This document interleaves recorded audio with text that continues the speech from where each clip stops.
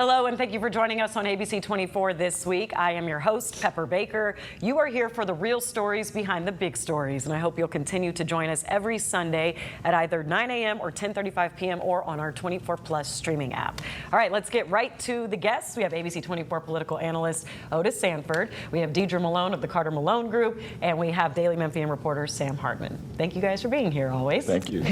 All right, let's get to the topics. First up, a plot twist in the lawsuit against the National Guard deployment to Memphis. We will talk about the judge's unexpected ruling and the state's plan to appeal. Next, if you thought former MSCS Superintendent Dr. Marie Fagans was done with Memphis and Shelby County, well, you thought wrong. She's making a bold play for county mayor. And then lastly, Shelby County Commissioner Edmund Ford Jr. mouthing off to Chair Shantae Avant made for an explosive meeting this week that had many clutching their pearls. Man, when I tell you, Memphis is the news market that just keeps on giving. But let's get back to number one. Several Shelby County leaders, including Mayor Lee Harris, Councilmember J.B. Smiley Jr., and Commissioner Erica Sugarman, filed a lawsuit against Tennessee Governor Bill Lee concerning the deployment. Well, this week, Davidson County Chancellor Patricia Head Moscow issued a temporary injunction blocking the deployment. The court stated Governor Lee cannot deploy the Tennessee National Guard for civil unrest unless there is a rebellion or invasion. The troops aren't leaving immediately, though. Judge Moskal gave the state 5 days to appeal, which it did. So, Otis, I'm going to open it up to you here. Was the judge's ruling unexpected? Not really, based on the fact that, remember, the governor said well before the task force started that he was not going to deploy the National Guard because he didn't think it was necessary. He only changed his mind after, he had a moment with the president and a moment with the U.S. senators from Tennessee, and now he's all in. Obviously, it's going to be appealed, and who knows what's going to happen there. The state court of appeals, I assume, would take it. Somebody may try to take it all the way to the U.S. Supreme Court and bypass the state Supreme Court.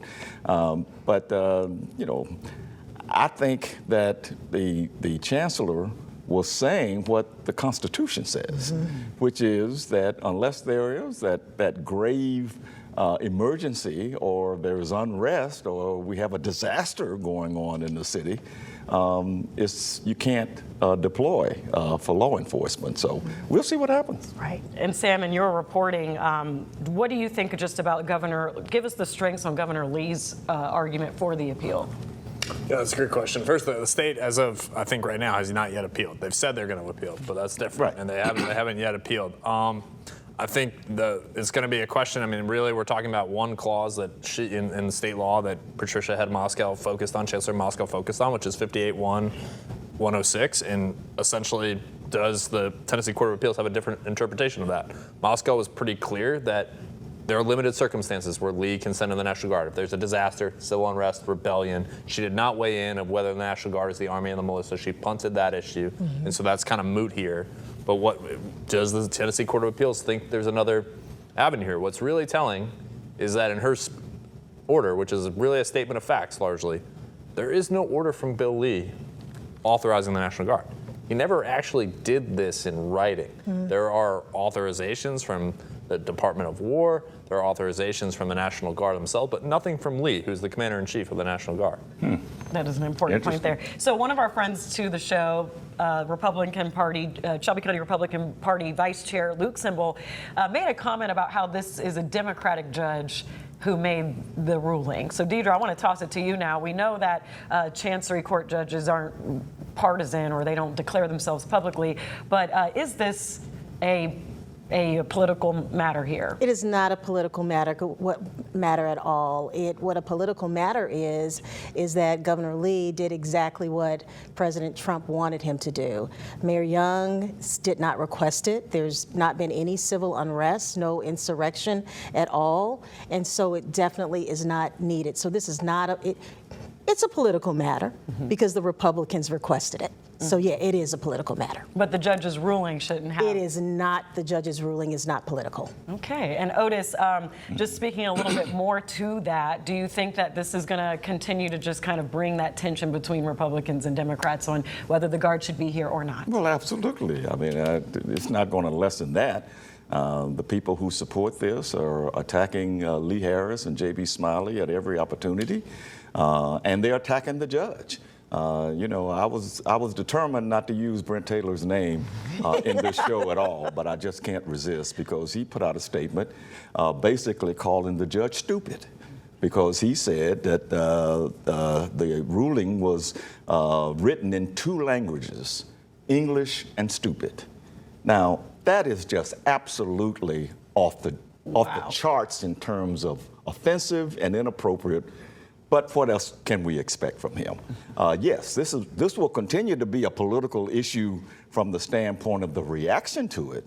But as you said at the beginning of asking us this, judges, local judges, do not run under a political banner. That's right. And they are not allowed to run on a political banner. When they're campaigning, they don't talk about politics. At all. So the politics is what the reactions are from both Democrats and Republicans. And to that point, Otis, really what Chancellor Moskal said in her ruling, which is key here, is the National Guard isn't really doing anything from a law enforcement capability here.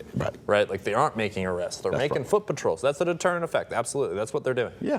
But there's about 1,700 other personnel here, law enforcement personnel, federal agents here. It's essentially another police department. Those people aren't enjoined at all by Patricia Head Moscow's order. Absolutely. That is not like maybe they have to do some things differently because they don't have other people doing foot patrols. There's also MPD. Like, let's everyone take a break about what the National Guard's doing because that's what's been the subject of a lawsuit. It's not what the Memphis Safe Task Force is doing. That is not the meat of what is happening in Memphis, Tennessee. It has nothing really to do with the National Guard. That is exactly Exactly true. right. And the point is that the National Guard is a political tool here It is. for the president, for the senators, because that gets the attention that they want. If we want to talk about political tools, we can talk about ICE and the incentives that they're receiving to be hired by the federal government. If we would incentivize local people to become police officers at $50,000 in incentives, do you think we'd have more police officers? Absolutely. But we're giving that type of incentive to ICE. Well, we have in the past given Yeah. $20,000+ incentives to police officers. but it's It not hasn't really 50. worked. No, it's not, but it hasn't really worked. Really? Well, it hasn't worked in a great way. Memphis spent millions of dollars during the pandemic on recruitment, and most of it federal money, and it didn't really work. If you look you look at the numbers of the police department. Just thought it might. $50,000 is a lot of money. I do want to make the point that J.B. Smiley Jr., Councilman Smiley Jr., said that also that the National Guard was just one step and that they do plan to go to the task force afterwards. That seems like an even more uphill battle, in my opinion. I think it's a very uphill battle there. I just don't see how you have the same kind of standing there in court as you do with the National Guard. But I could be appreciate them wrong. trying, though. I appreciate them trying. All right. Yeah. We'll leave that one there. Some might describe an uphill battle for a woman who is throwing her name in the hat for Shelby County Mayor. That caught a lot of people off guard. Maybe it didn't, but we'll talk about it after the break. Stay with us.